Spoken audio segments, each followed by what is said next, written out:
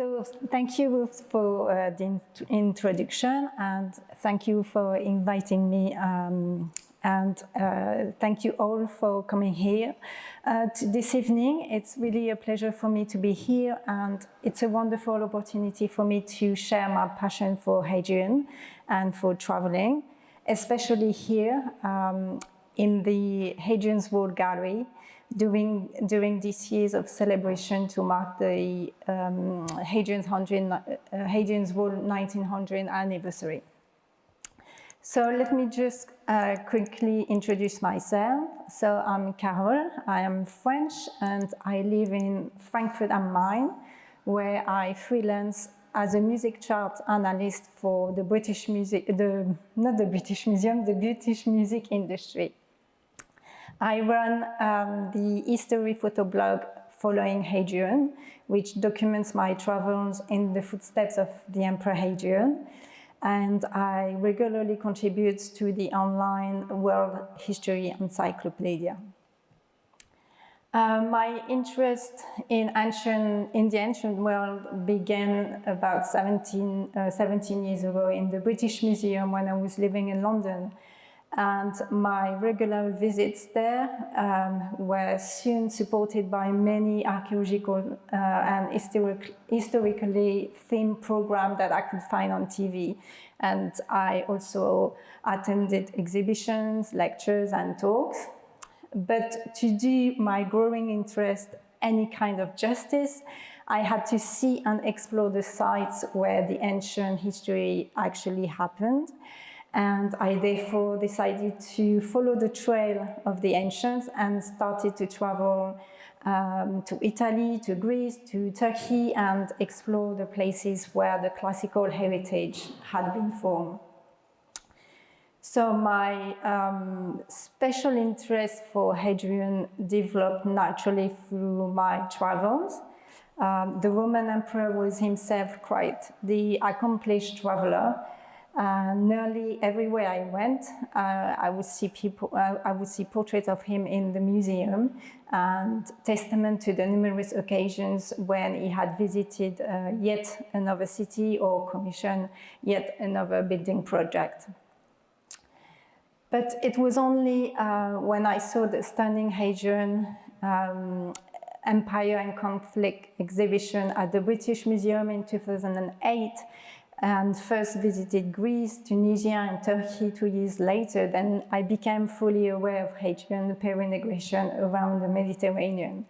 I realized how immense and enduring his legacy was, and I also learned about his passion for the arts, literature, and architecture.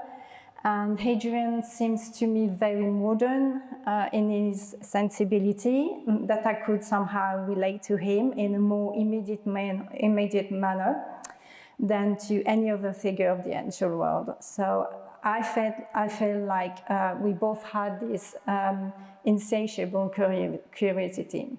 So Following Hadrian is a personal project that started in 2012 as a hobby, but has grown into a lifetime project with my Hadrian 1900 project.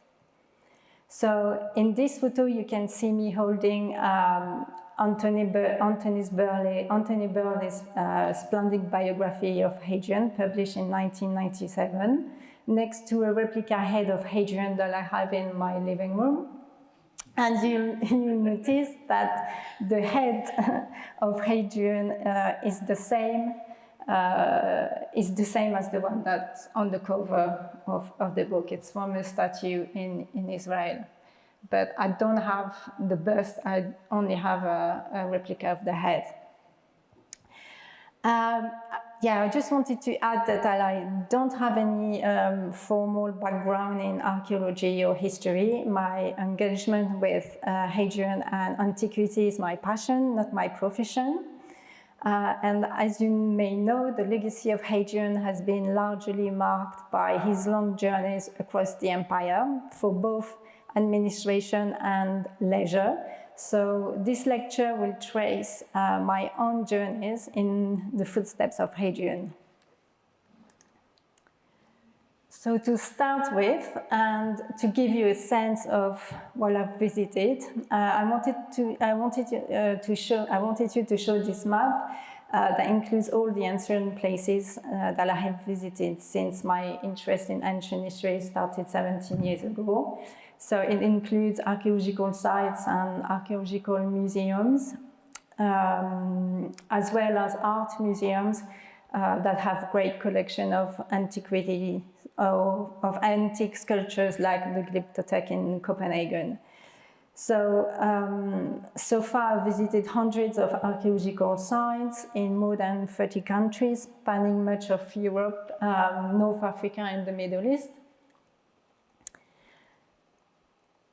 Hadrian wanted to see everything for himself, and I can totally relate to that. So, as I also want to see things with my own eyes, and I want to get the full experience. And I love to be an explorer, and there's a Christian writer called Tertullian. In the 4th century, he wrote that he called Hadrian Omnius Curiositatum Explorator, an explorer of all things interesting. So before I go further into details about my project, I will quickly introduce you to the Emperor Hadrian. So if you've been to any classical art museum in Europe or to the British Museum, Hadrian may be a familiar sight to you. He's almost inescapable. In fact, among the Roman emperors, only Augustus, the first Roman emperor, is represented in more surviving portraits than Hadrian. So Hadrian ruled for 21 years, but it's not his long reign that makes it appear so frequently. It is his extensive travels throughout the empire, during the course of which cities erected statues in honor of his visits. So you can see here on the left in one of the best preserved portraits of him, now in the Uffizi Gallery in Florence, in Italy. And on the right is another portrait of Hadrian in the British Museum in London. So who was Hadrian? The simple answer is that he was a Roman emperor from 170 to 138 AD. He's one of the 5 good emperors that were respected for their wisdom and relatively good governance, and presided over the majestic days of the Roman Empire. So here are the rulers commonly known as the 5 good emperors. They were Nerva, Trajan, Hadrian, Antoninus Pius, and Marcus Aurelius. The term 5 good emperors was actually coined during the Renaissance by Niccolo Machiavelli. These emperors ruled from 96 AD to 180 AD, and they were also called the adoptive emperors because Trajan, Hadrian, Antoninus Pius, and Marcus Aurelius came to the throne by adoption. Nerva adopted as his son the popular military leader Trajan.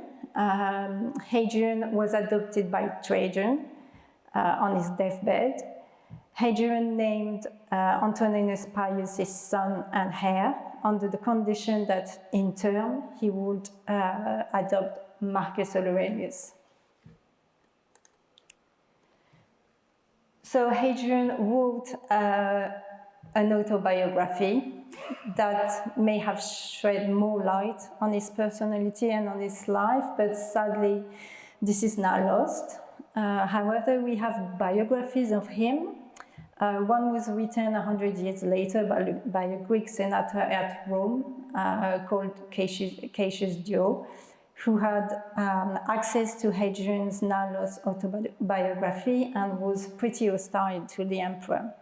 The other biography of Hadrian is in the Historia Augusta, written in the 4th century, and is the most detailed primary source for Hadrian's travel. So I use this source very often. So in the next few slides, I'm going to give you some facts about Hadrian's life. So Hadrian was born on the 24th of January 76 AD during the reign of Emperor Vespasian, so from the Flavian dynasty, most probably in Rome, but his family background was largely Spanish. His father was Aelius Hadrianer Afer, who came from Italica in the Roman province of Hispania Baetica, that's Andalusia in southern Spain, and his mother, Domitia Paulina, was from a distinguished family of Gades, so that's Cadiz, also in Andalusia. So Hadrian's family were descended from Roman colonists that established themselves in Spain after the Second Punic War against Carthage in the 3rd century BC. The family had estates in Italica, but as senators, they spent most of their lives outside of Spain in Rome. So that's why we think that Hadrian was actually born in Rome and not in Italica. But of course, if you go to Spain, if you visit Italica, everybody will tell you that Hadrian was born there.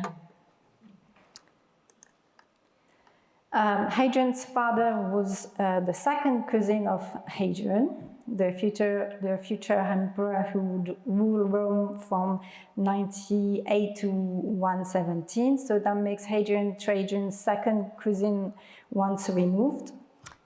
Hadrian was only 10 years old when his father died, and Trajan became his guardian along with another man, Attianus. They were both from Italica. And Trajan and his wife, Plotina, did not have any children of their own, so they became surrogate parents to the child Hadrian. So Hadrian spent most of his childhood in Spain, but he was educated in Rome by a grammaticus, so grammarian, in a Roman patrician school. And he would develop a love for all things Greek, earning him the nickname Graeculus, the little Greek, which was a form of mockery rather than a compliment. He was a great student. He loved art, literature, architecture, and Greek philosophy. And Plotina may have encouraged him, as she was also a Hellen too. And Plotina did really like Hadrian a lot, and she did everything she could to advance his career. She actually played a significant role in Hadrian's life and in being chosen as the next ruler. So Hadrian joined the Roman army at a young age and worked his way up the ranks. So he began his career as a military tribune in 4 different legions. So in 95, he was attached to the 2nd Legion in Pannonia. So it's modern-day Budapest in Hungary. In 96, he joined the 5th Legion in Macedonia, in Oescus, in Moesia Inferior, that's modern-day Bulgaria. And in 97, he joined the 22nd Legion in Mogontiacum in Germania Superior, so in modern-day Mainz in Germany. And in 104, Hadrian took command of the 1st Legion, the 1 Minervia, and took part in Trajan's Second Dacian War before becoming governor of Pannonia Inferior. And as governor of Pannonia Inferior, he was responsible for ensuring the integrity of the border along the Danube and for security within the province. And then at the age of 32, Hadrian became consul for the first time. It was the highest elected political office. And at the time, Trajan embarked on a far from necessary war against the Parthian Empire. Hadrian was appointed governor of Syria in Antioch with command of its large garrison. So he was then very close to the strategic and tactical decision being made during the Parthian War of Trajan. And this hand-on experience will inform his view on how to address the many challenges of managing Rome's borders. At the age of 24, Hadrian married Sabina. She happened to be Trajan's closest descendant, as she was the daughter of his niece, so the granddaughter of his sister. So Trajan regarded Sabina as his daughter, and Sabina was about 14 when she married Hadrian. And by marrying Sabina, Hadrian became Trajan's great new nephew by marriage, and was on track. It was on the right track to become his successor. When Trajan became very sick on his way back to Rome from the east in 117 AD, he officially adopted Hadrian as his heir, meaning that Hadrian would become the next emperor. And it is said that Plotina played a major role in the adoption.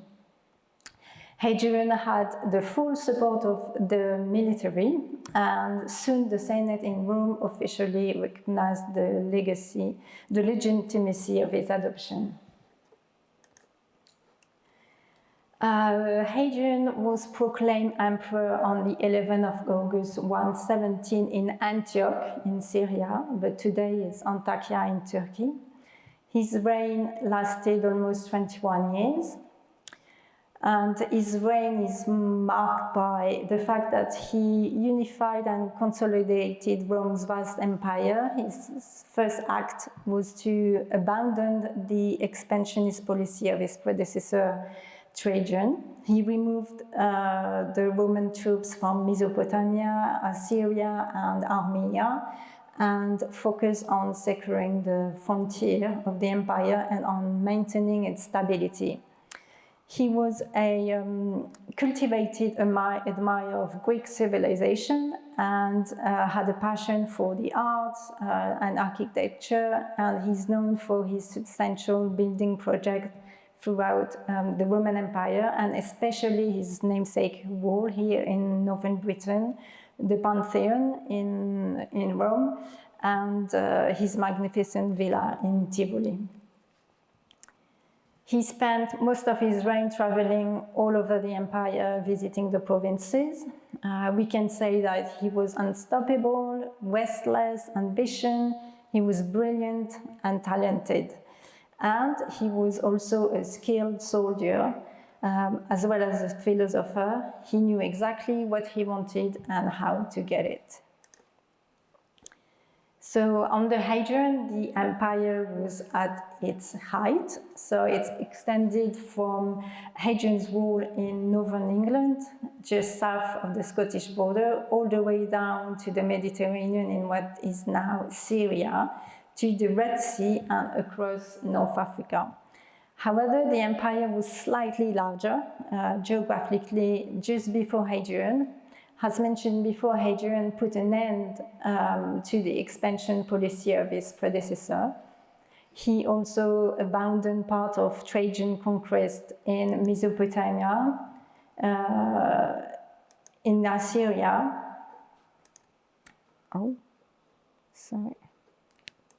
In Mesopotamia, in Assyria, in Armenia, and north of the lower Danube, in Lower Moesia.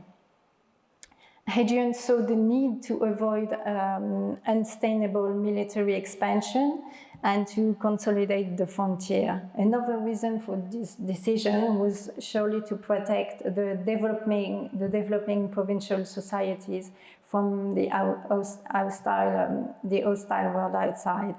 Hadrian must have realized that some of the world could not be conquered and that the frontier would be too far away from Rome. So instead, Hadrian started to build fences and walls to mark the limits of Roman power. The most famous, of course, being the wall here in Britain that bears his name. So owing to his popularity as a builder and restless traveler, Hadrian is now known to have been the second most sculptured emperor after Augustus. So to date, approximately 150 such portraits of Hadrian have been identified. And as of today, I have photographed almost 100 of them. Hadrian has gone in history as the most remarkable of all Roman emperors and as the intellectual emperor. But this is only one aspect of his personality and how he ruled. So Hadrian, was he a good man? So according to his biographers, Hadrian had a bit of mixed reputation. In Rome itself, he seems to have been unpopular with the Senate, especially after the killing of 4 of his opponents at the beginning of his reign, although he denied having ordered the killing of the 4 senators. But yeah, the one was done. Hadrian was not a simple person, and in the ancient sources, he's described as a person of paradox. So in the Historia Augusta that I mentioned earlier, he was in the same person, austere and genial, dignified and playful, dilatory and quick to act, niggardly and generous, deceitful and straightforward, cool and merciful, and always in all things changeable. There were also 3 Latin subjectives famously employed by Aurelius Victor, a historian and politician of the 4th century AD, who describes Hadrian's complex, many-sided personality.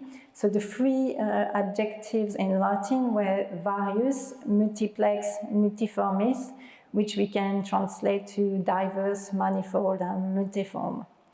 So there were 2 sides in Hadrian's character, and sometimes he's seen as a good leader, sometimes as a bad leader.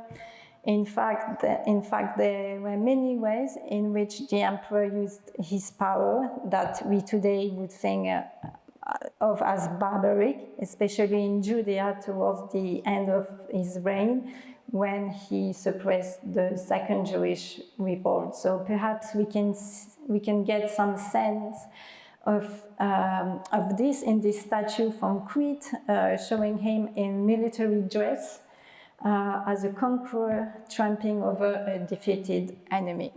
There are a dozen of these statues still extant, but it's one of the only one with the head. Most of the time they are headless. But we know that it's Hadrian because he had something on the cuirass that no other emperor had. Yes, so the Empress Sabina was married to Hadrian for his entire reign, and despite her prominent position as empress, she's almost completely absent from the ancient historical record. We know very little about her, except that the imperial couple's marriage was unhappy. However, Sabina is more plentifully represented on coins, both at Rome and in the provinces, than any of her predecessors. And there are many surviving sculptured images of her in museums where she appears in many different portrait types. The Roman Mint began producing coinage in Sabina's name in the year 128, and continued beyond her own death, probably until the end of Hadrian in 138. Another aspect of Hadrian's life that is widely known is his relationship with the handsome Greek youth Antinous. His sudden death caused tremendous sorrow to Hadrian, who then set up a cult in his memory. So Antinous entered the large entourage of Emperor Hadrian in 124 during a journey in Bithynia, in modern northwestern Turkey. Antinous went along the emperor during his various journeys around the empire, and it was during one such tour in Egypt in late October of 130 that Antinous met his end in the River Nile. And with the exception of Augustus and Hadrian himself, more images of this youth has survived than any other figure from classical antiquity. And in the British Museum, you can see them together, actually. They are reunited in the British Museum. So one of the most obvious features of Hadrian's reign is prolonged provincial tours. So Hadrian spent more than half of his reign traveling the empire in 2 long journeys. He passed through many of the provinces, bringing peace with him, creating new cities, restoring others. Everywhere he went, he left benefits behind him. So during his travels, he also inspected army units and border installations. He met prominent members of the local elites. And the Augusta Historia says that so fond was he of travel that he wished to see everything he had heard about the places of the earth with his own eyes. And of course, Anthony Burley's subtitles is excellent biography of Hadrian, the Restless Emperor. So this map illustrates the Roman Empire at the time of Hadrian and the series of travels during which he visited almost every province of the empire. Hadrian's first extended trip is often forgotten since it occurred at the very beginning of his reign, between his accession to the throne in August 117 AD and his arrival in Rome in July 118 AD. So in the autumn of 117, Hadrian left Antioch, but did not directly travel back to Rome. Instead, he set out to the Danubian frontier and traveled by land. Then Hadrian spent less than 3 years in Rome before he embarked on an ambition tour of the western provinces before sailing east to Anatolia and to Greece. So this map shows his first voyage away from Rome that took place between 121 and 125. That's the one I'm currently retracing. And this one shows his second voyage away from Rome that occurred between 128 and 135. So I'm going to go into more details about this trip because I won't talk about it later in the presentation, as I haven't retraced this journey yet, although I have already visited many of these places. So in 128, Hadrian embarked on a brief voyage to the African provinces and Sicily. He went to Carthage in modern-day Tunisia. The city was renamed Adrianopolis, and a new aqueduct was built on Hadrian's orders. And he then made his way inland to visit the legendary fortress at Lambasis in Numidia, in modern-day Algeria. Then he sailed back to Rome, and then headed east again. His final excursion was to take him 6 years, and that will see him enjoying a tour of the empire very much like a tourist. He returned to Greece. He moved on to the eastern frontier with a trip to Palmyra. Then he traveled through Judea, Arabia, and on his way to Egypt. He first visited the tomb of Pompey the Great, and then moved on to Alexandria. And then next, the imperial party went on a cruise up the Nile. Along the way, he probably visited the Pyramid of Gizeh. But on the 24th of October, a terrible accident occurred until he was drowned in the Nile. And within a week, Hadrian decided to build a new city near where his lover had died. The city was called Antinopolis, and the youth was declared god.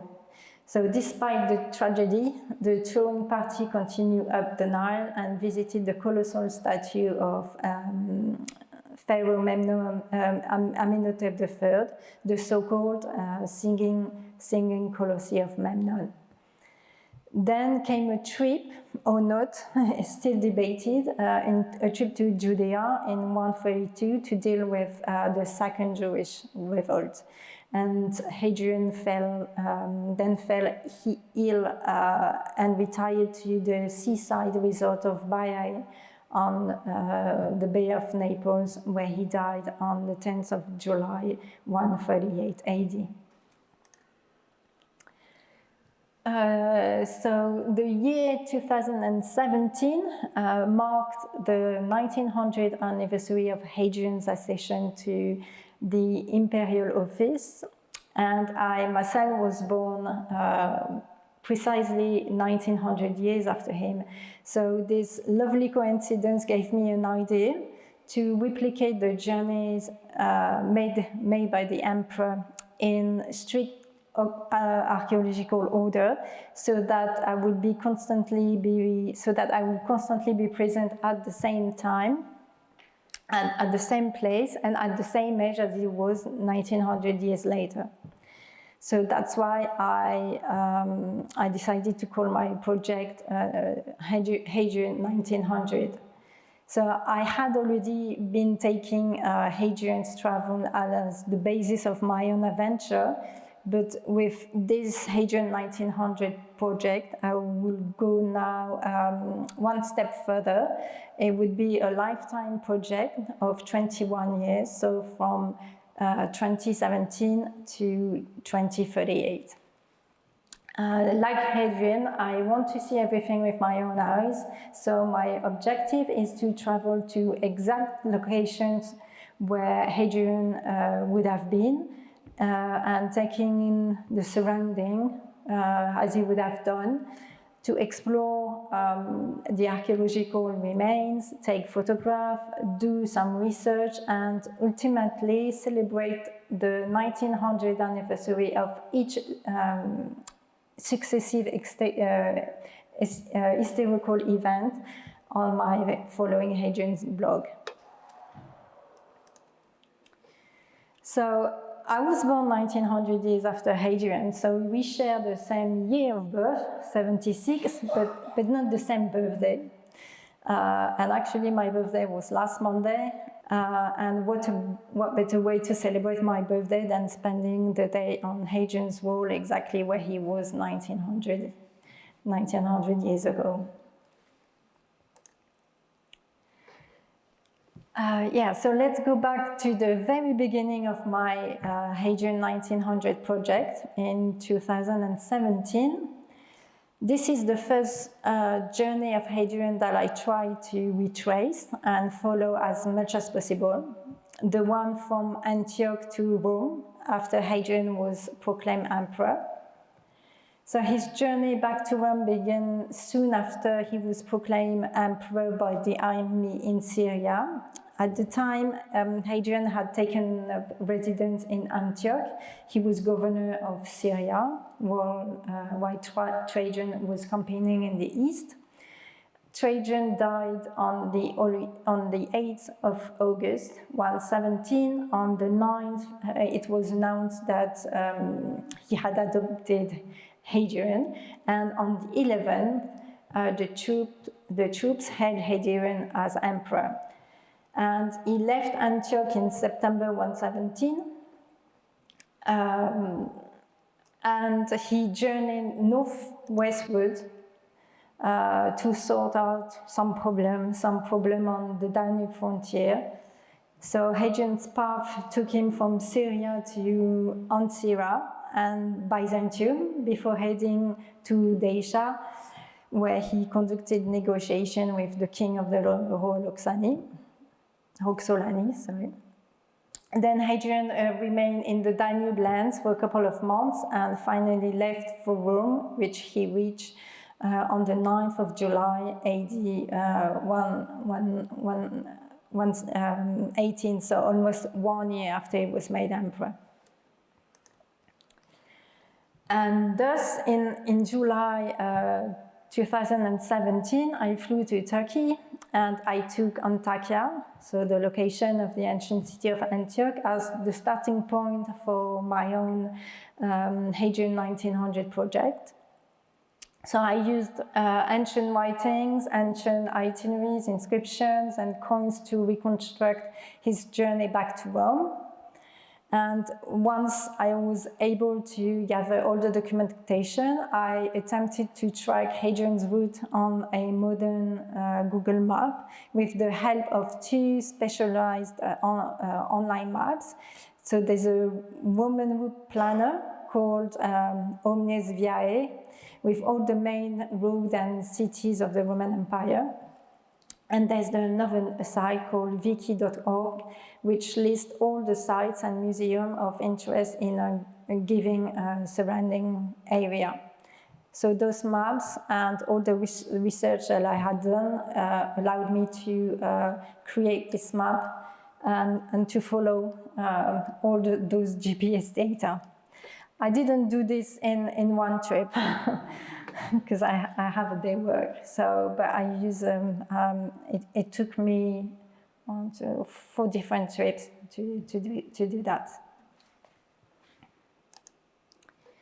So the Turkish city of Antakya, that today serves as the capital of the southwesternmost Hatay province, is on the site of the ancient Antioch on the Orontes. So after landing in Adana, I rented a car and I drove to Antakya, where I spent the day looking for ancient remains and visiting the new Hatay Archaeological Museum.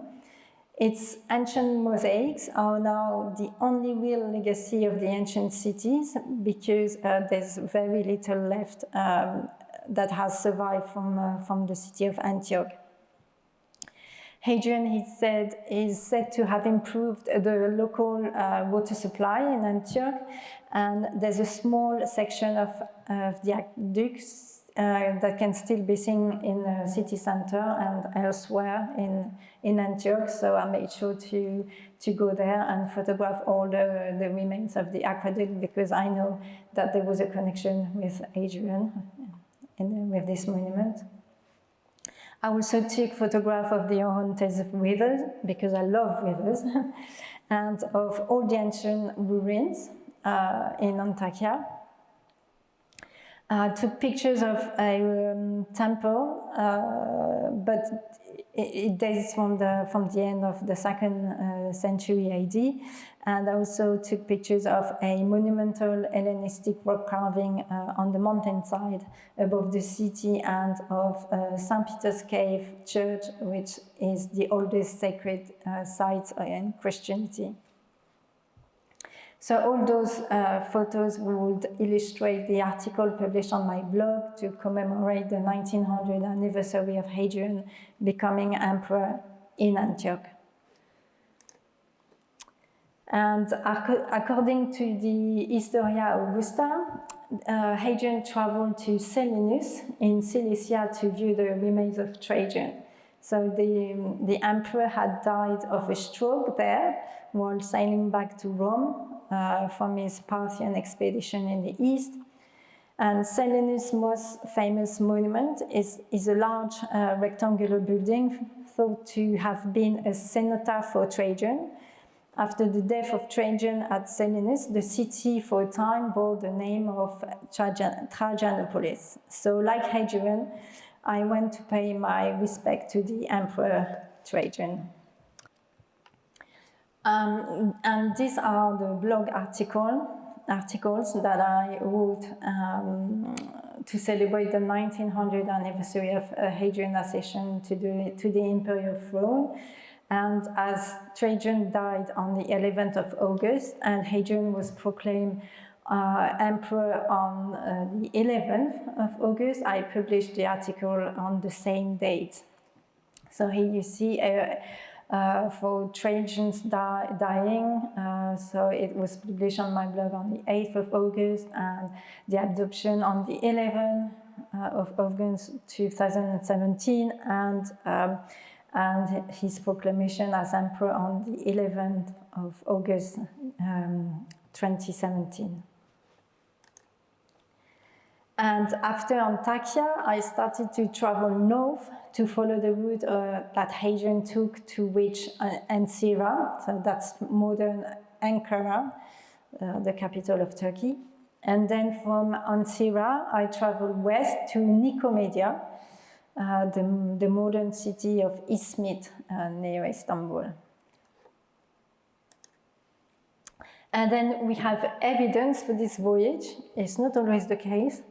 We have evidence thanks to a number of epigraphical sources. We can now, I was able to reconstruct the overland journey between Antioch and Rome. One particular inscription found in Rome names and dates various way stations which refer to Hadrian's march across Cilicia and Cappadocia. So on the inscription, you have the dates and you have the place where Hadrian was, the exact dates. And we don't have the year, but it can only be 117. And in addition, there's a copy of a letter dated to 11 November 117, which confirms the emperor's presence at Juliopolis in Bithynia.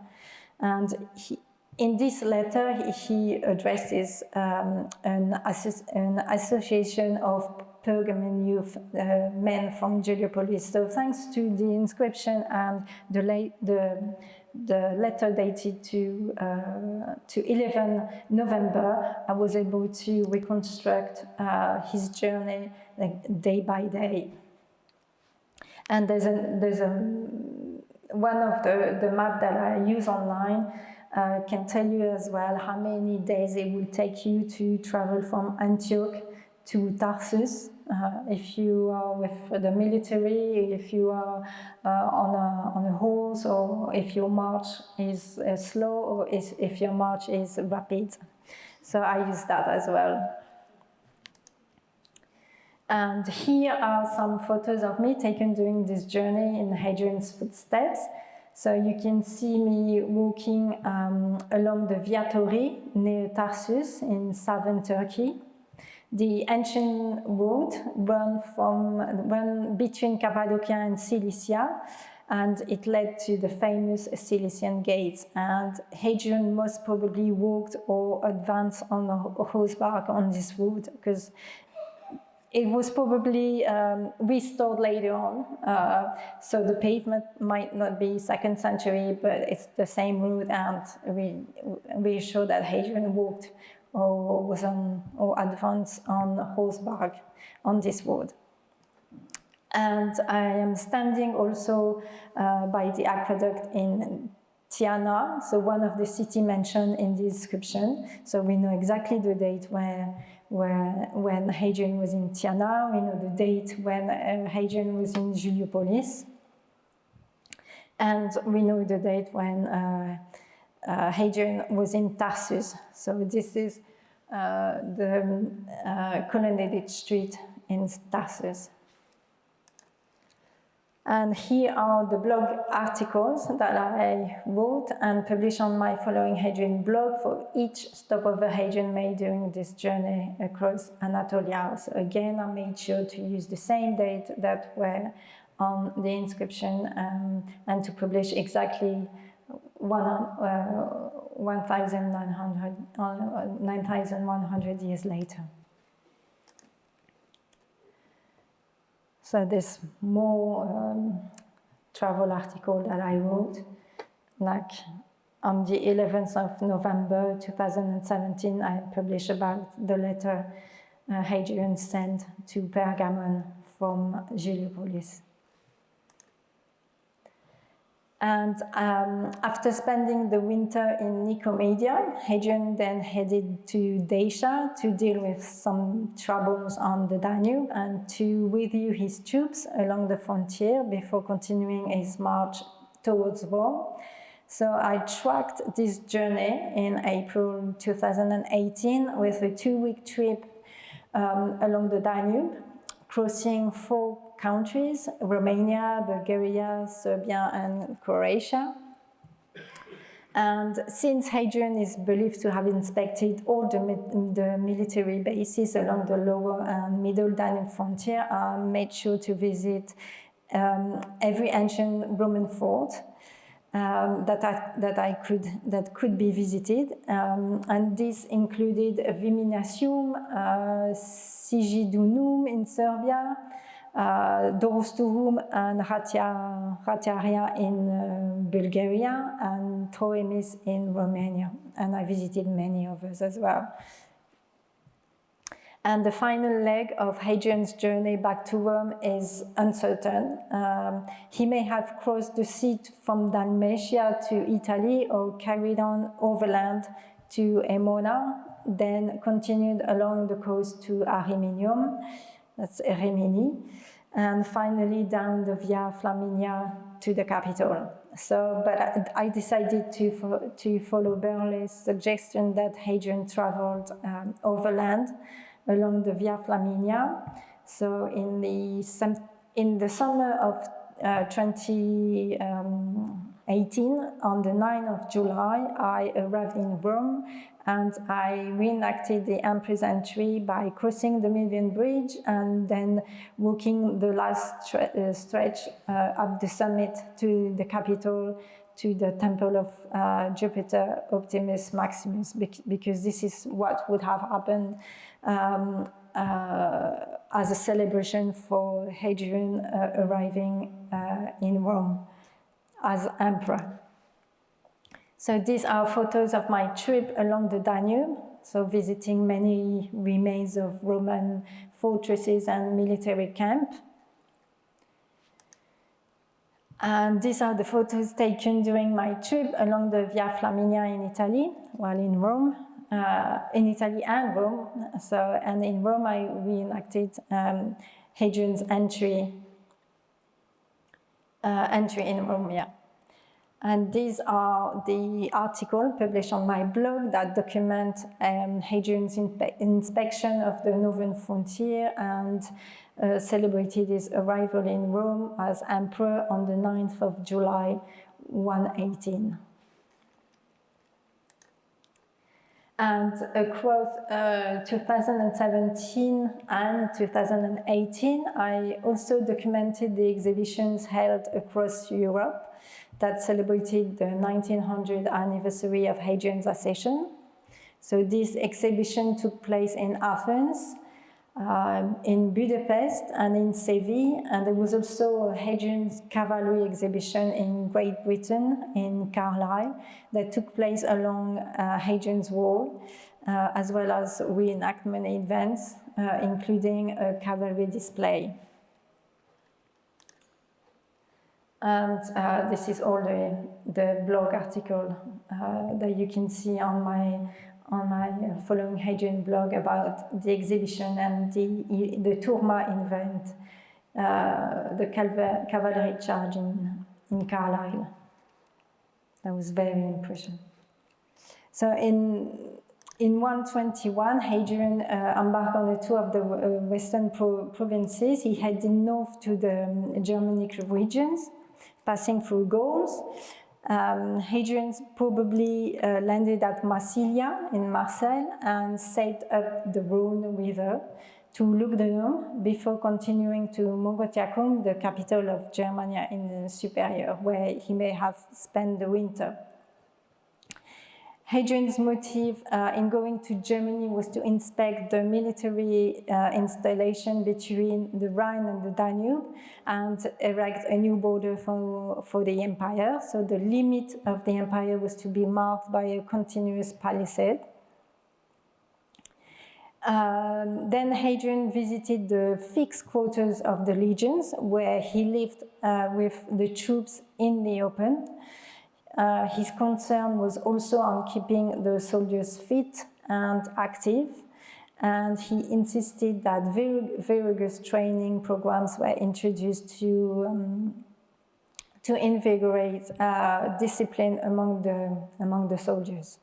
So during his residence in Germany, Hadrian also visited the provinces of Rhaetia and Noricum. Hadrian and his entourage then went to Britain to secure the frontier system across northern England. The emperor responded to an uprising of the Brigantes, the Celtic Brigantes that had broken earlier at the beginning of his reign, and that also inflicted a considerable casualty on the army. And he then returned to the continent in late 122, and he traveled through Gaul to reach Spain. And then he spent the winter of 122-123 AD in Tarraco, today's Tarragona. And he took a trip to the sole Spanish legionary base at Legion. And while there, news reached him that the Persian king was threatening war, and then he sailed east. And we don't have much about this journey from Spain to east. We don't know where he stopped. The only thing that we know is that he traveled from Spain to Antioch, but I guess he may have made some stops along the coast in Carthage or in Crete or in Sicily. But we have no information on this trip. So I traveled to southern France, and I started to journey in Marseille. And I started my journey in Marseille at the vestiges of the port of the ancient city of Massilia, where we think that Hadrian landed. Then I followed the course of the Rhone River to Lugdunum. And here you see the amphitheater of Lugdunum that was enlarged and restored later in Hadrian's reign. In 136 to increase its capacity to 20,000 spectators. There were actually 4 aqueducts that provided water to the city of Lugdunum. The Gier aqueduct was the longest and the most monumental. And on this aqueduct, you can see Hadrianic stones inscription found on the aqueduct that refers to a ban on cultivating land near the aqueduct. So Hadrian made the land around the aqueduct his possession, so that the land would be protected and the water will stay clean. So these are photos of me while retracing Hadrian's journey going to Germania. And having traveled by ship to Massilia and then up the Rhone, Hadrian's route towards the German frontier will certainly have been along the Via Agrippa, the main Roman road from the Mediterranean to the Rhine. And so from Lugdunum, Hadrian would have gone north, passing through Cabellonum, sorry, Chalon-sur-Saône, and Andematunum, this is Langres, and Divodurum, this is Metz, and Augusta Treverorum, this is Trier in Germany. And with a series of milestones, and all dated to 120 and 121, were set up in Gaul and in Germany along these routes, possibly anticipating the imperial visit. One milestone, albeit incomplete, comes from Scarpona du Loire, a way station along the road that connected Gaul and Germany. So we can, with these milestones, we can use them as evidence for where Hadrian may have marched. And using the location of this milestone, I retraced the same journey from Lugdunum, so Lyon, all the way up to Mogontiacum, so Mainz in Germany. However, Hadrian's precise whereabouts within the German provinces are uncertain. He probably first placed his headquarters at Lugdunum, modern Mainz, a town Hadrian knew from his days as a legionary tribune with the 22nd Legion, 22 years earlier. So Lugdunum was founded as a legionary camp in 13 BC by military commander Drusus on the western bank of the Rhine and opposite the mouth of the Main.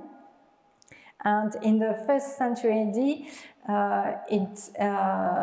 the strategically favorable location on the Rhine turned Mogontiacum as into an ideal military base for Rome's offensive against Germania. So we think that Hadrian spent the winter here at Mogontiacum, and it was the perfect place to move along the frontier, going east and visiting all the military installation already there.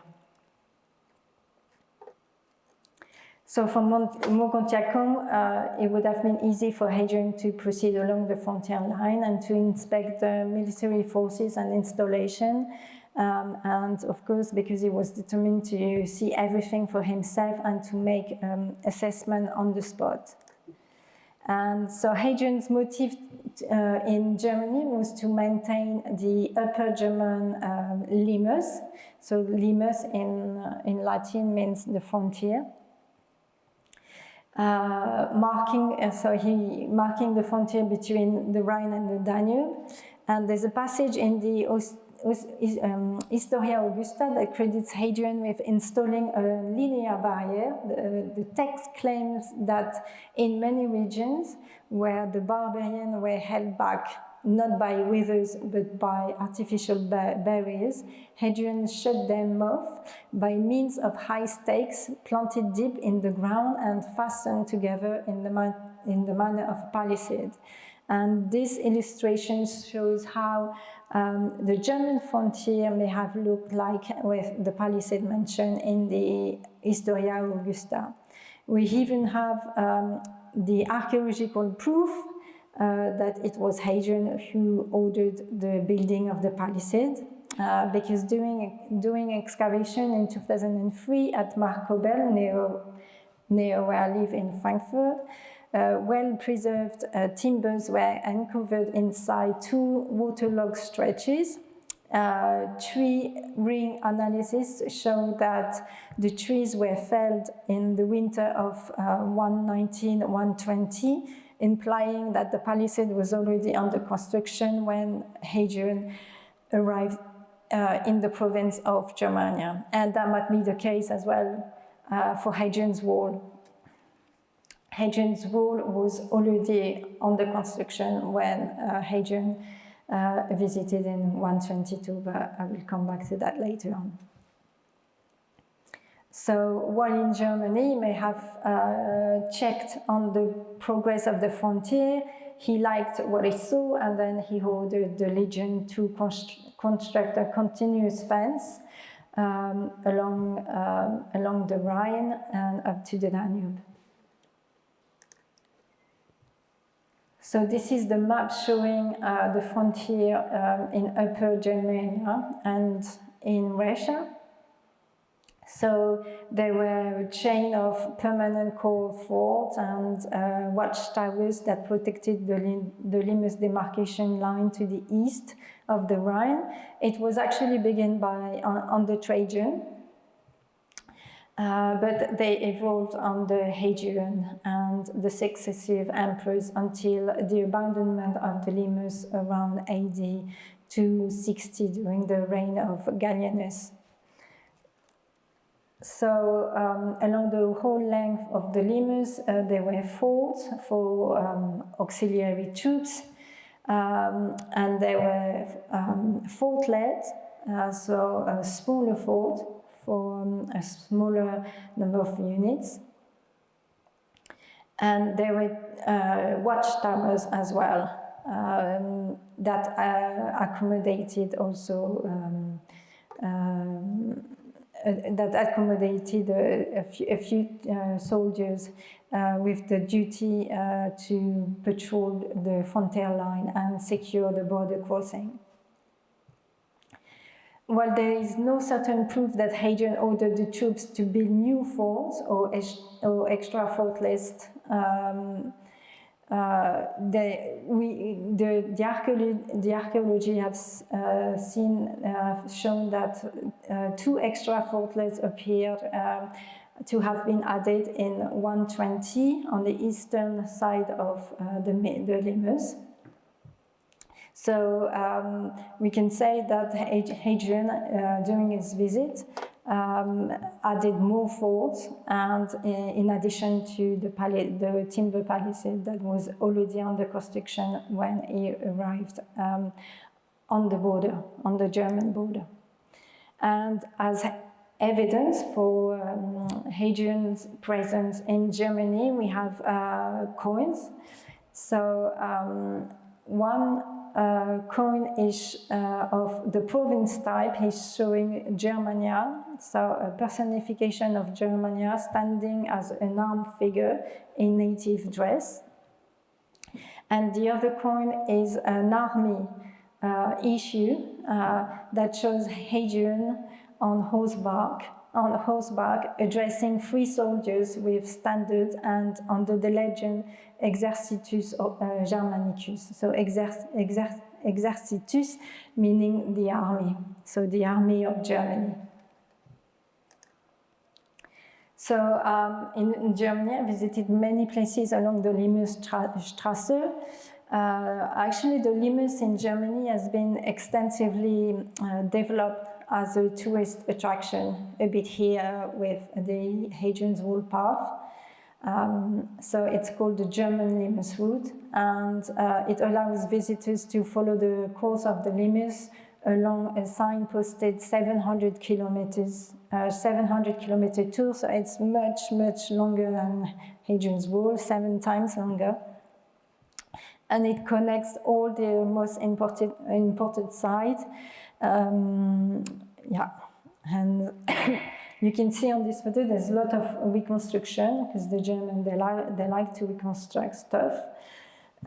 So you can see partially or fully reconstructed watchtowers and forts, as well as reconstructed portion of the Limes systems such as ramparts, ditches, walls, and palisades. And there are many museums that's called Limes museums.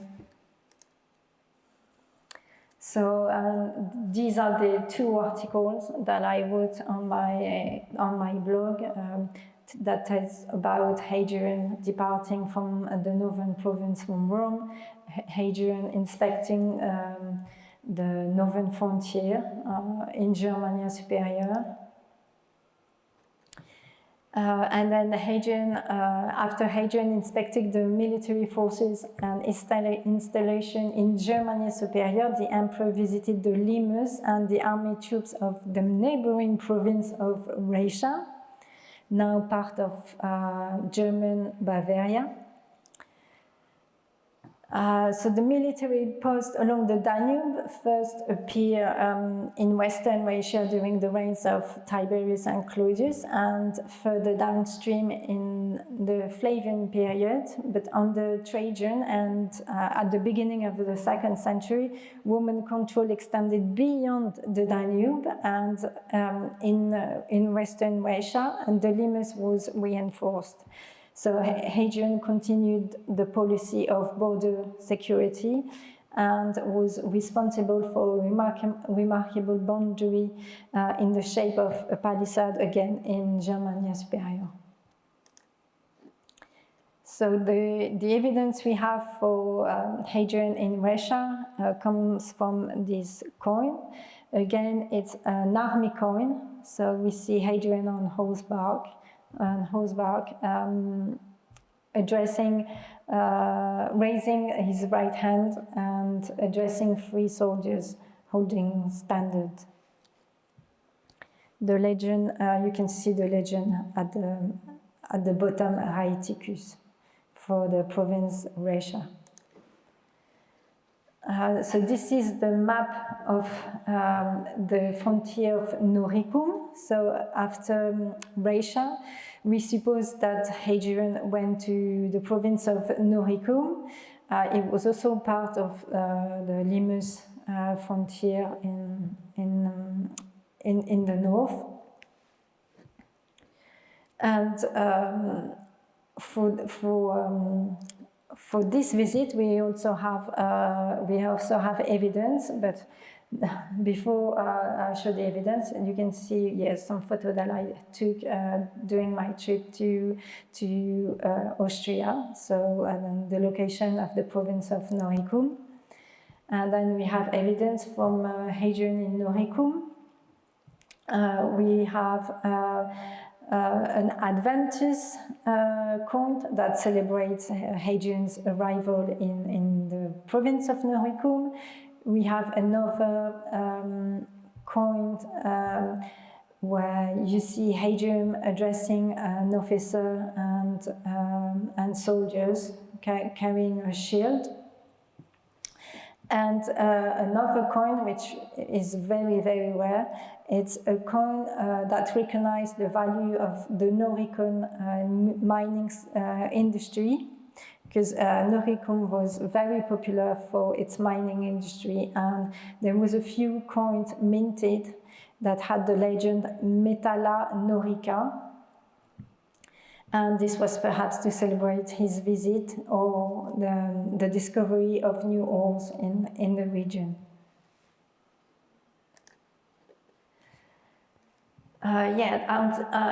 After that, Hadrian was on his way to Brittany, so to Britannia, and he had to visit Germania Inferior. So you can see here some photos I've taken while visiting the Netherlands. And this is a map of Germania Inferior that starts in Germany, but most part of the province is now in the Netherlands. And we think that Hadrian took up residence at the Praetorium in Cologne. This was the official residence of the imperial governor of Cologne. It was the city's most significant official monument, and it was the most important Roman palace on the banks of the Rhine. So we suppose that Hadrian stayed there while exploring the frontier in Germania Inferior. And even today you can see many archaeological remains in the center of Cologne. This is all the blog articles that I wrote about Hadrian inspecting the northern frontier. So you have here Brescia, Noricum, and Germania's Inferior. And here we are today, celebrating the 1900th anniversary of Hadrian visiting Britain. So after Germany, Hadrian and his entourage crossed the Channel and landed on the island to secure the frontier system across northern England. As I said before, the emperor responded to an uprising of the Celtic brigantes that had broken out earlier at the beginning of his reign. Hadrian was, as I said before, 46 years old when he visited Britain. And yeah, I celebrated my 46th birthday just as he did, walking along the wall. But I may have seen more of the wall than he ever does, because he never came back to Britain to see how his wall looked. So I may have seen more of his wall than he had. And as you all know, there's a year-long festival across Hadrian's Wall that's currently taking place, with hundreds of events and activities, including exhibitions, lectures, and film screening, and this presentation today. So this is a map of Hadrian's Wall. So the wall was 117 kilometers long, with a wide ditch to the north, a huge earthwork to the south. It's called the Vallum. It had 160 turrets, 81 mine castles, 12 attached forts, and a series of forts on the west coast and one on the east coast. So the final linear feature was the military way, so a road running along the wall, constructed in 150 or 160 during the reign of Antoninus Pius. And knowing that architecture was one of Hadrian's passion, the wall may have been designed in whole or in part by Hadrian himself. But unfortunately, we don't know about Hadrian's movement within the province of Britannia. It's not been documented. There's no evidence. Well, in the primary source, there's only one author that says that Hadrian put many things to right, and that that he was the first to build a wall 80 miles long from sea to sea to separate the barbarian from the Romans. That's all we have in the source, in the ancient source.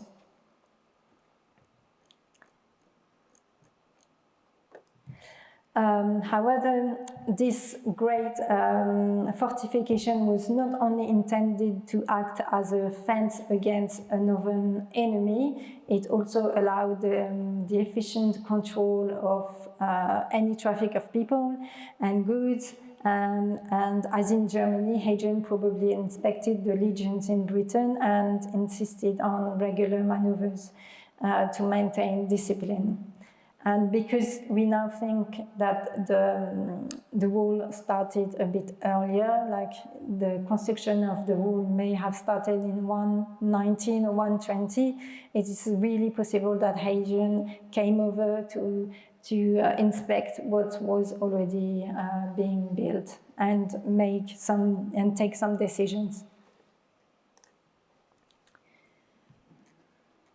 So while in Britannia, we think that Hadrian stayed some time at the provincial capital, so in Londinium, and he may have stayed in the headquarters of the governor's riverside palace.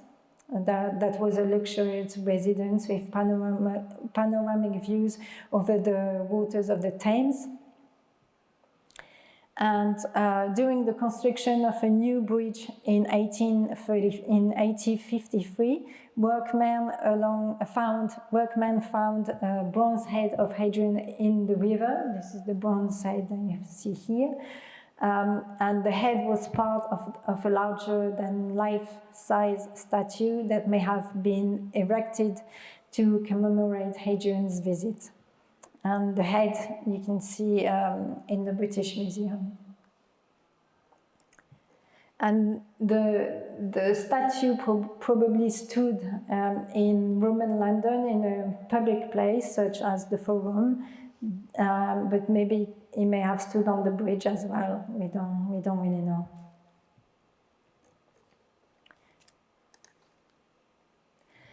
Then Hadrian must have journeyed north to survey the region and the high status. And there's a high status building at Vindolanda that fits the time period perfectly.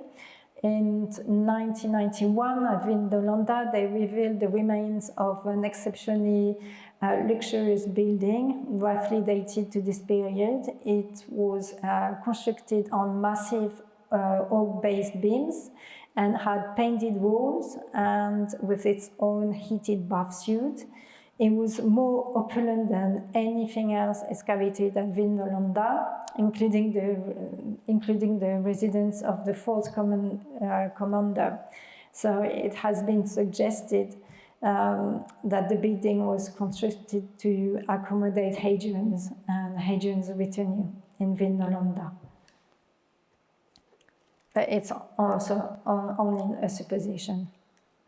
There is also a letter found that could attest to a visit by Hadrian to Vindolanda.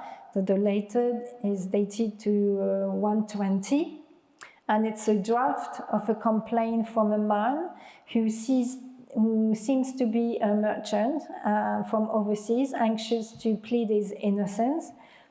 So the only evidence comes from the only written evidence of Hadrian in Vindolanda comes from this tablet, in which the civilian merchant makes an appeal to Your Majesty, to whom he evidently hoped to hand his petition, and we think that Your Majesty might be the Emperor Hadrian.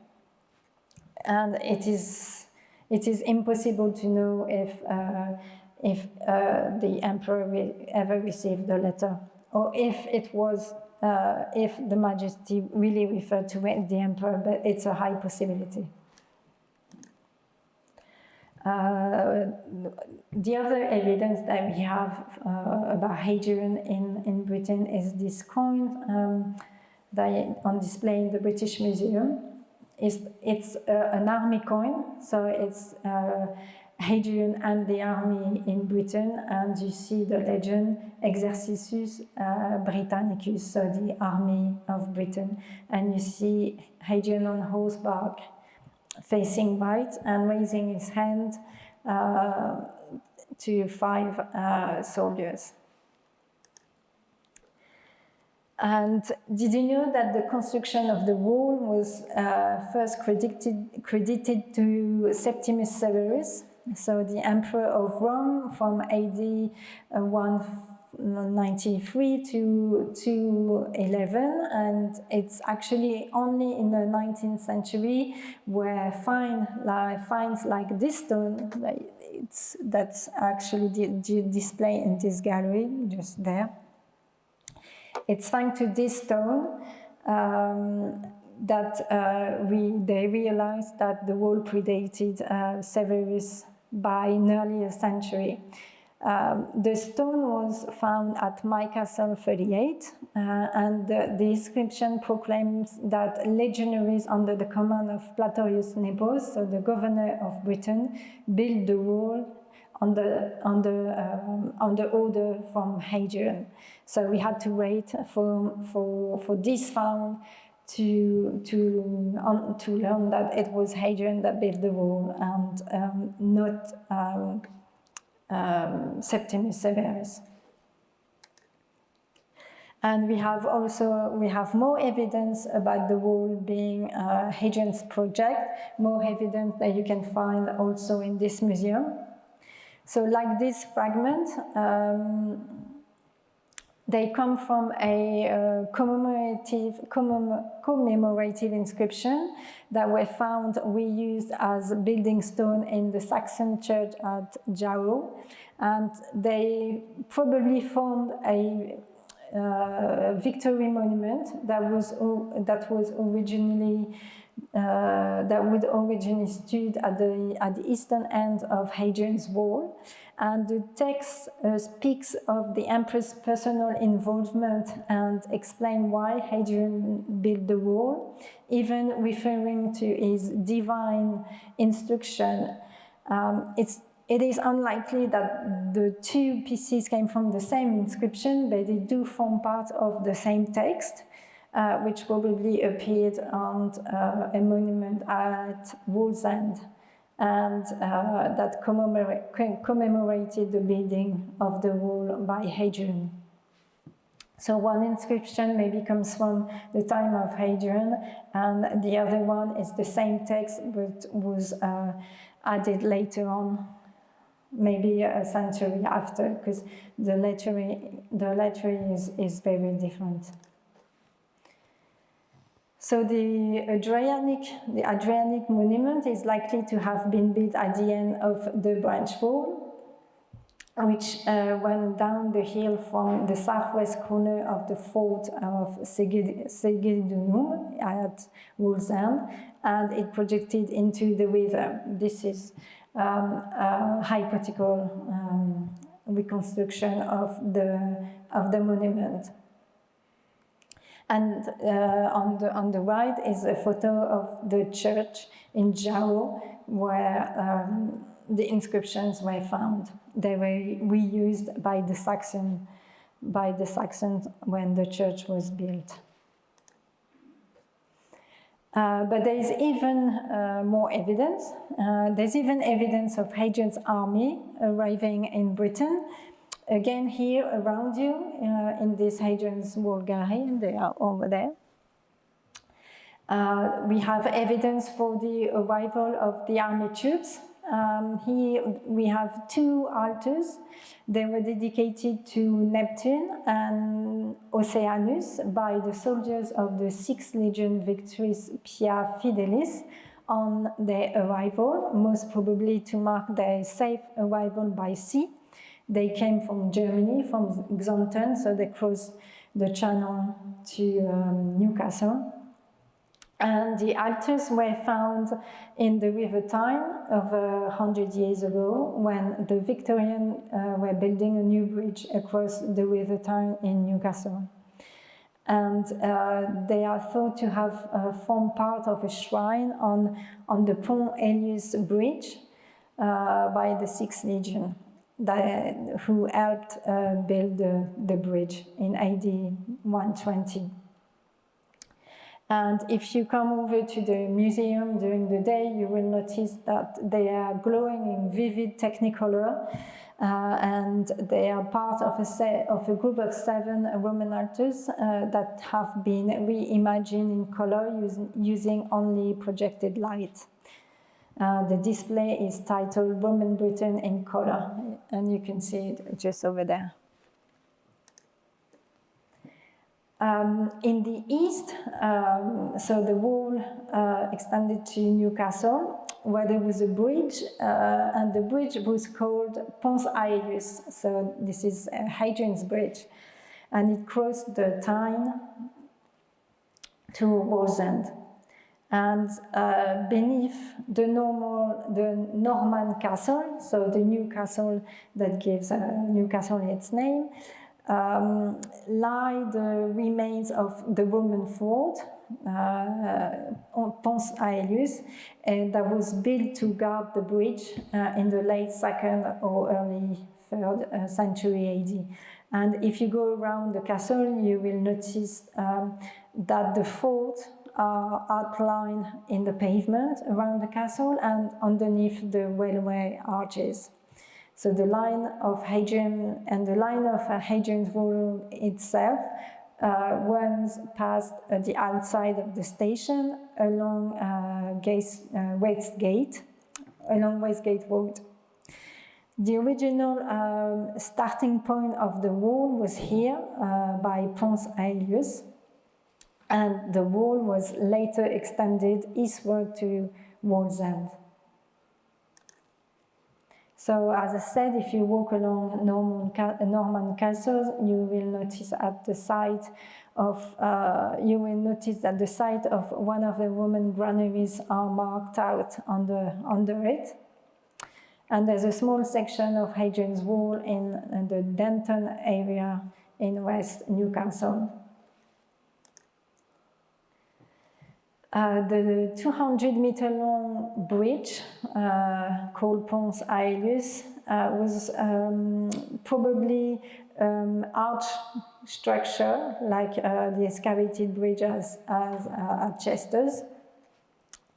And a radiocarbon date obtained by the Wall Crest project from one timber pile now proves that the bridge was situated close to the present-day swing bridge. So this is where I'm standing on this photo here.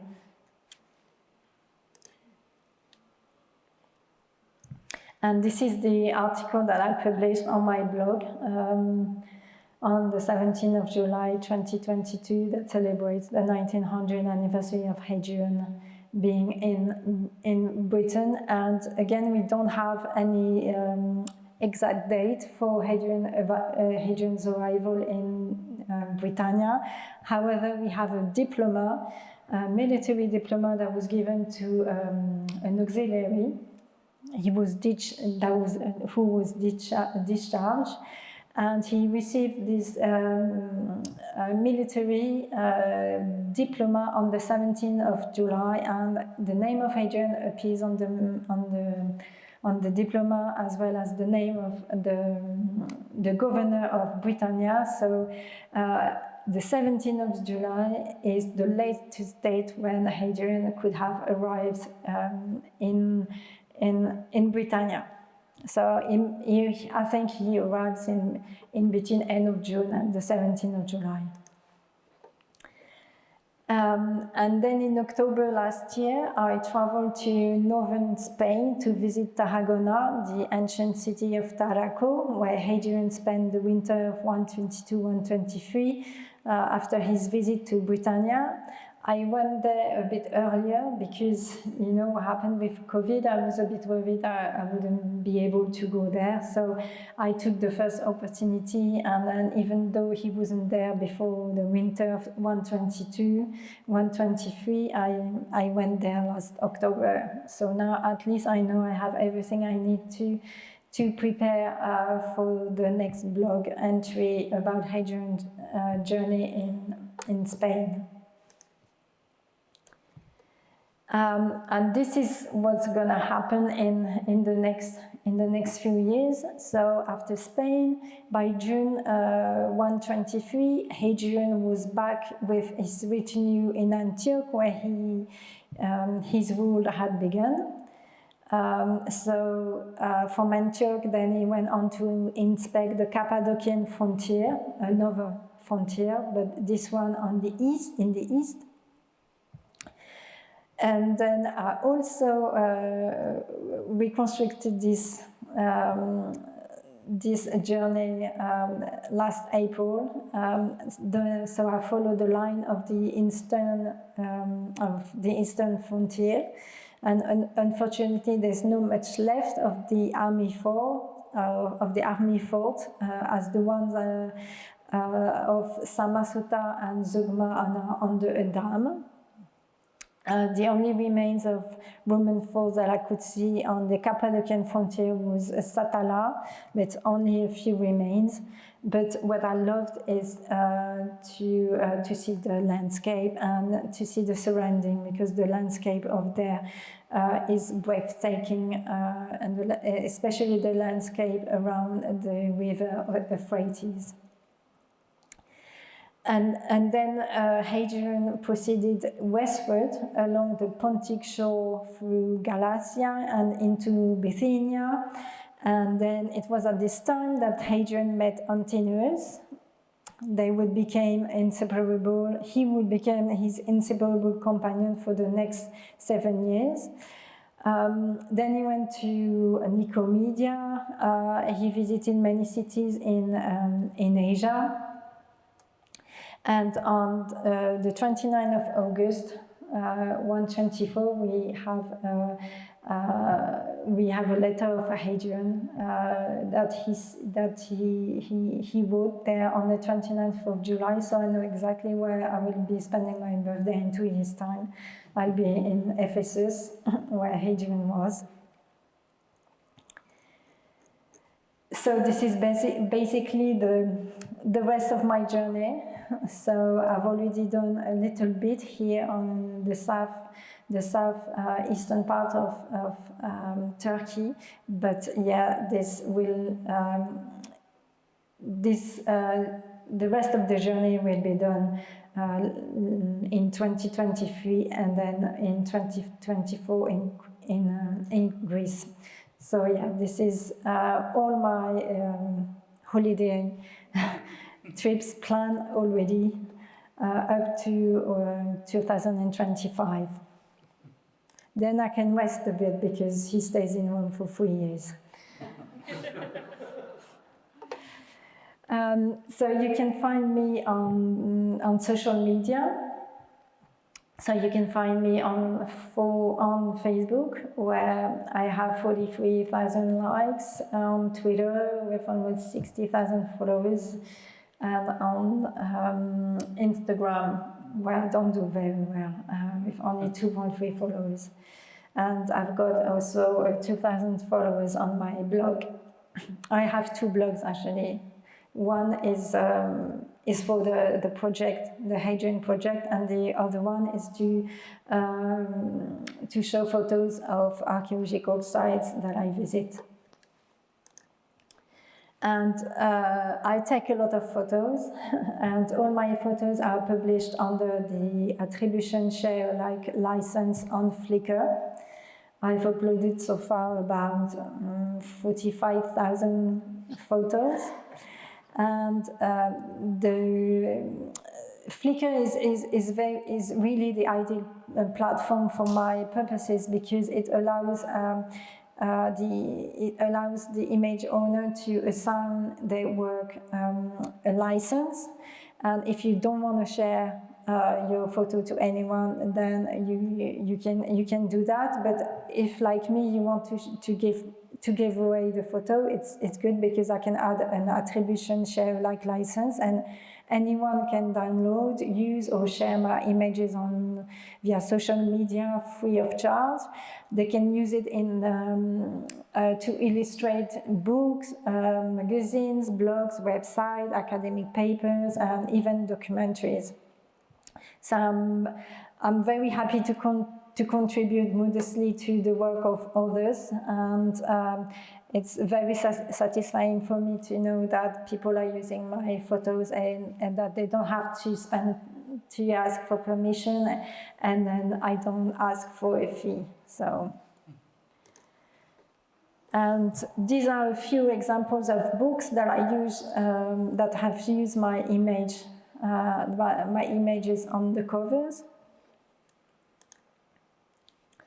And beside the academic world, my blogging has gained some recognition of several other established entities, such as the online World History Encyclopedia. It was previously Ancient History Encyclopedia, as well as the printed Ancient History magazine. So over the last few years, I have published numerous travel articles that reflects on the archaeological and cultural heritage sites that I have visited so far. And I've published travel guides on the World History Encyclopedia and World History magazine that I illustrate with my own photograph, and that I aim to, and my aim is to promote cultural heritage and also to encourage readers to get traveling themselves. So recently I promoted the cultural heritage in Germany by writing an article about the lemurs in Germany. And I'm going to soon write an article about Hadrian's Wall. Something like the 10th best place to see at Hadrian's Wall, something like that. And this is the last slide, just to let you know, and Ruth mentioned it, but that this summer I participated in the excavation at Vindolanda, so the famous frontier fort and settlement in northern England.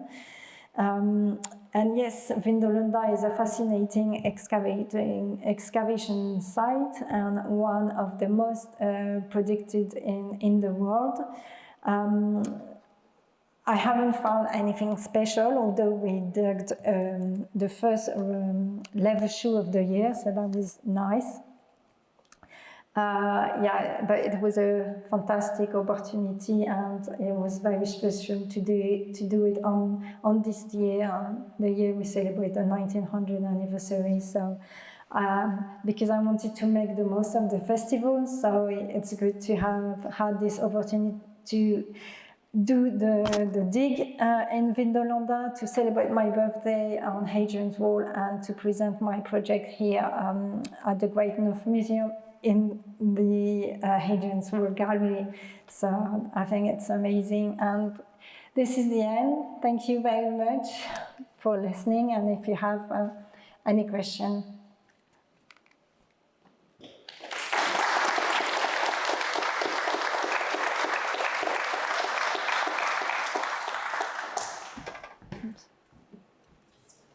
Yes. How much did the COVID restrictions affect your project? I was actually lucky because during COVID, Hadrian didn't really travel. It was 120, 120 he was in Rome. And then 121, that's when he started to travel to the western frontier. And because I live in Germany, everything that reopened first was the sites near me. So I was able to go to Germany, to go to France. I didn't have to leave Europe. So I lived actually next door to all the sites that I needed to explore. So I was a bit worried, yes, but it happened at the right time. And then the sites I had to visit was in Germany, in Austria, and in France, where it was possible to go as long as I had the vaccine. So yeah, I was worried, but in the end, it turns out that I had no problem. Yeah. You probably know that here, Hadrian's Way doesn't go along Hadrian's Wall between Newcastle, well, between Wall's End and Hadrian on the Wall. It goes along the river. Have you had a chance to visit the suburban fortresses? No. So you haven't been to the Benwell Fort? I've been to Benwell, yes, the temple. But yeah, I've been to Benwell. I don't know which you consider suburban. Oh, suburban, yeah, okay. Yeah, this one, yes. Hadrian on the Wall as well. Yeah, I've been there. Yeah. Have you got plans to turn this all into a book or a series of books? Or just I've been asked that many times, and actually a publisher contacted me recently. He wanted me to write the book now, but I said, but my project won't finish before 2038, when Hadrian dies. So, or maybe 2035, when we know that he didn't travel anymore. So I'd like to do it. Yeah. So I already have a publisher interested. So, and it'd be a nice series. Game of Thrones. Yeah, I was thinking about that. If it's too far away, because I have friends, they would tell me, "Oh yeah, but by 2038, I won't be here anymore." Yeah, exactly, yeah. So maybe I'll do part 1, part 2, and the publisher was okay with that, to do part 1, part 2. So yeah, Well, good luck. it's in yeah. Oh, any other question? When Hadrian was in London then, how do you think he travelled up to where we are at the moment? Did he go along the coast, or I read a book where it suggested, fiction really, that he went to Wales to the legionary fortress, and then he went to Chester to see the legionary fortress? I think he probably visited all the legionary fortress, and he traveled north by land. Again, there are milestones that date from 120. So the roads were repaired before Hadrian's arrival in Britannia. And there are milestones, we don't know whether he may have been there. The community just wanted to have their roads repaired, even though in case Hadrian was passing by those roads.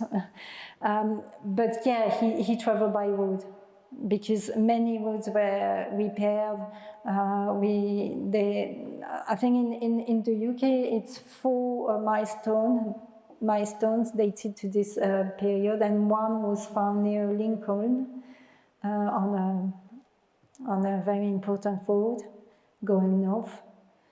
So yeah. When he travelled, like you used the word entourage, how many people did he travel with? A lot, like 5,000 approximately. Yeah, it was actually a big burden for the communities, because when you have an emperor and 5 other people arriving at the same time, it was really hard on the communities, and some governors were actually complaining that it was too much. They were complaining during the reign of Trajan, so I can imagine during the reign of Hadrian. But in the end, he would go to the provinces, visit sites, and I think he would order some building, and he would, how do you say? Commission the building, but that would be for the good of the communities, and the money would come from the emperor and not from the communities. But yeah, it was very difficult to accommodate so many people.